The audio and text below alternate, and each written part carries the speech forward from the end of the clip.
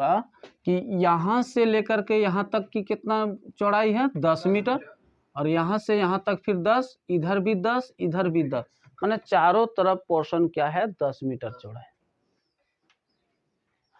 और उसके बाद ये बीच की रेखाखंड यहाँ से लेकर के यहाँ तक कितना है 106 मीटर, और यहाँ उसका अंदर वाला यहाँ से लेकर के यहाँ तक कितना है 60 मीटर। ठीक है, अब बताओ कि ये 60, अब ये दोनों तरफ जो है ये मान लेते हैं ये बन रहा है, इसको जब यहाँ से यहाँ तक कर देंगे, जब पार्ट अलग कर देंगे ये, फिर इसी तरह इसमें भी आएगा यहाँ से यहाँ तक आ गया। तो कहने का मतलब बन गया क्या कि यहाँ से यहाँ तक ये बन गया क्या अर्धवृत्त, और यहाँ भी एक छोटा अर्धवृत्त बन रहा है क्या नहीं। फिर सेम कंडीशन इधर भी हो रहा है, एक बड़ा वृत्त अर्धवृत्त बन रहा है और एक छोटा अर्धवृत्त बन रहा है। कोई दिक्कत? चलते हैं। अब ये जो पोर्शन जो दिख रहा है ये वाला यहाँ से लेकर के यहाँ तक एक आयत जैसा दिख रहा है क्या नहीं। फिर यहाँ से लेकर के यहाँ तक कितना है आयत जैसा दिख रहा है। कोई दिक्कत? तो चलते हैं। अब अगर यदि मान लेते हैं तो ये टोटल यहाँ से लेकर के यहाँ तक कितना है बोलो 106 मीटर है। कितना मीटर है? 106 मीटर है। अब बताओ कि ये छोटा, ये मान लेते हैं ये छोटा अर्धवृत्त हो रहा है क्या नहीं। ये छोटा जब अर्धवृत्त है तो छोटा अर्धवृत्त का ये व्यास मान लेते हैं यहाँ से यहाँ तक चौड़ाई है कितना है 60 मीटर है। तो ये कहने का मतलब यहाँ से यहाँ तक जो व्यास इसका मान लेते हैं किसका, ये छोटा अर्धवृत्त का है क्या नहीं।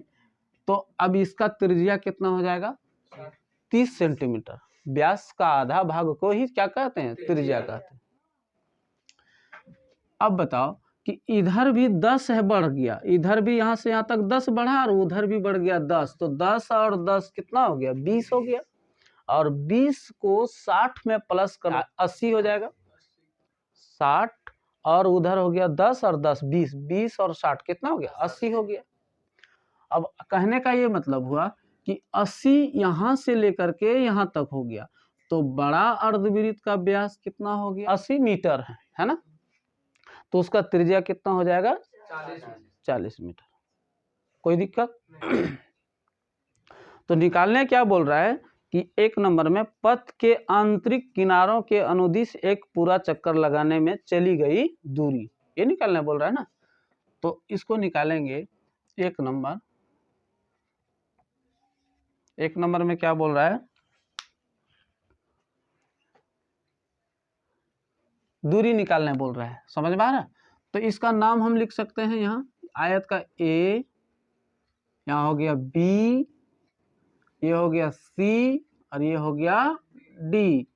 इसका भी लिख सकते हैं ई एफ जी एच। समझ गया? तो बताओ इसमें एक आयत यहाँ बन रहा है और एक आयत यहाँ बन रहा है। अब तो ये दो आयत, जब इसका क्षेत्रफल निकालेंगे तो क्या एक आयत का क्षेत्रफल यहाँ होगा, एक आयत का क्षेत्रफल यहाँ होगा, तो दोनों को क्या कर देंगे जोड़ेंगे, और फिर एक अर्धवृत्त बड़ा वाला अर्धवृत्त यहाँ है और फिर एक अर्धवृत्त बड़ा वाला यहाँ है, तो दो बड़ा अर्धवृत्त हो गया और यहाँ एक छोटा है और एक छोटा है, तो दो छोटा हो गया। समझ गया? तो क्या करेंगे, तो दोनों बड़ा अर्धवृत्त को जोड़ देंगे और छोटा वृत्त को क्या कर देंगे माइनस कर देंगे, तो 6 अंकित भाग का निकल जाएगा क्षेत्रफल। ठीक है, तो सबसे पहले इसका दूरी निकालने बोल रहा है। तो दूरी निकालने के लिए क्या बोल रहा है, तो पथ की दूरी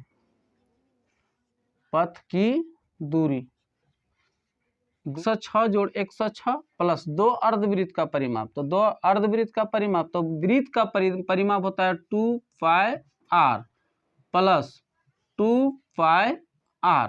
बात को समझ में आ रहा? वृत्त की परिमाप हो गया। अब इसको अर्धवृत्त में बदलेंगे तो इसको 2 से भाग दे देंगे।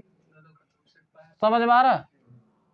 तो ये हो गया पूरा वृत्त, ये हो गया पूरा वृत्त। तो यहाँ बोल रहा है अर्धवृत्त, तो आधा का मतलब आधा कर रहे हैं, तो ये 2 और ये 2 खत्म, ये 2 और ये 2 खत्म, तो बचा ये 212 हो गया, ये 212।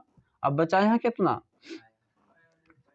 पाई आर जोड़ पाई आर, तो जोड़ देंगे ये, तो सिंप्लीफाई कर 2 पाई आर,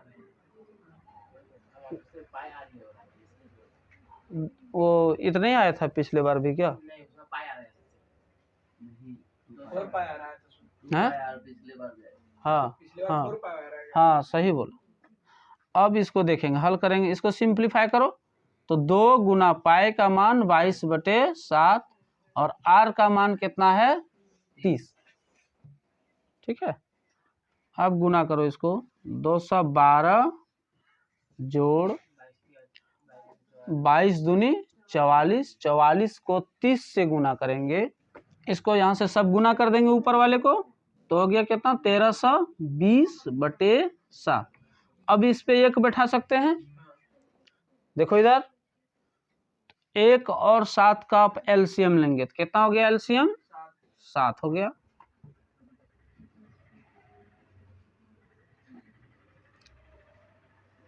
फिर 7 भागा 7 भागफल 1, 1 को 1320 से गुना तो कितना होगा 1320। अब इसको जोड़ देंगे, इसको जोड़ेंगे तो कितना हो गया 2804/7 मीटर, ये हो गया इसका आंसर। तो ये पूरा पथ का दूरी कितना है 2804/7, समझ गए। अब 2 नंबर में क्या बोल रहा है, पथ का क्षेत्रफल निकालें। तो पथ का क्षेत्रफल बराबर क्या हो जाएगा 2 आयत का क्षेत्रफल। अब 2 आयत कहाँ कहाँ है, एक ए बी सी डी और एक है ई एफ जी एच, ठीक है। तो इसका लंबाई हो गया 106 मीटर और चौड़ाई हो गया कितना 10 मीटर, कितना मीटर 10 मीटर। अब ये हो गया 2 आयत का क्षेत्रफल और 2 बड़ा अर्धवृत्त, तो 2 बड़ा अर्धवृत्त कहने का मतलब यहाँ से यहाँ तक हो गया। तो देखो यहाँ से यहाँ तक है छोटा, है क्या नहीं, यहाँ से यहाँ तक है छोटा और इधर भी बढ़ा देंगे 10 और इधर भी बढ़ा देंगे तो 10, तो हो गया 10 और 10 कितना हो गया 20 और 60 कितना हो गया 80। तो बताओ, तो बड़ा अर्धवृत्त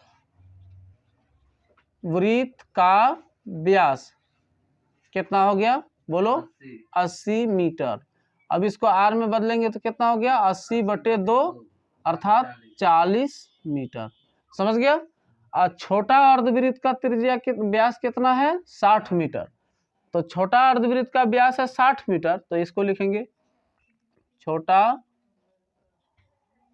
अर्धवृत्त का व्यास कितना है 60 मीटर।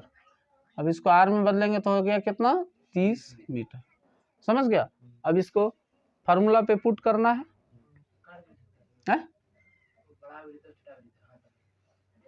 तो 2 गुना लंबाई इसका कितना है 106 गुना चौड़ाई कितना है 10 प्लस 2 गुना 1/2 पाई का मान बोलो 22/7। ये बड़ा है तो बड़ा वृत्त है, तो बड़ा वृत्त का त्रिज्या कितना है 40, तो ये हो गया 40 गुना 40 माइनस 1/2 और यहाँ पाई का मान कितना होगा 22/7 और इसका छोटा वाला त्रिज्या का मान कितना है 30, तो 30 गुना 30। कोई दिक्कत। अब इसको थोड़ा सिंप्लीफाई कर दो, तो अब इसको करेंगे 2120 प्लस 2, 7 का एलसीएम होगा 7 हो गया, यहाँ हो गया 17,600, मैंने 7 को 7 से भाग, बंद करो आवाज, 7 को 7 से भागफल 1 को 17,600 से गुना 17,600 माइनस 7 भागा 7 भागफल 1 को 9,900 से गुना कितना हो गया 9,900। अब इसमें इसको घटाओ बटे घटा देंगे इसको, ठीक है।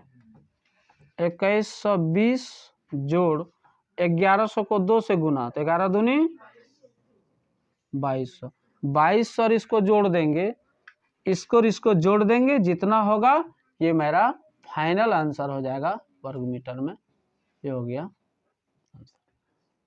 कोई दिक्कत? समझ में आ गया? चलो, तो वीडियो अच्छा लगा तो लाइक करें, शेयर करें, और हमारे चैनल में नए हैं तो चैनल को सब्सक्राइब करें।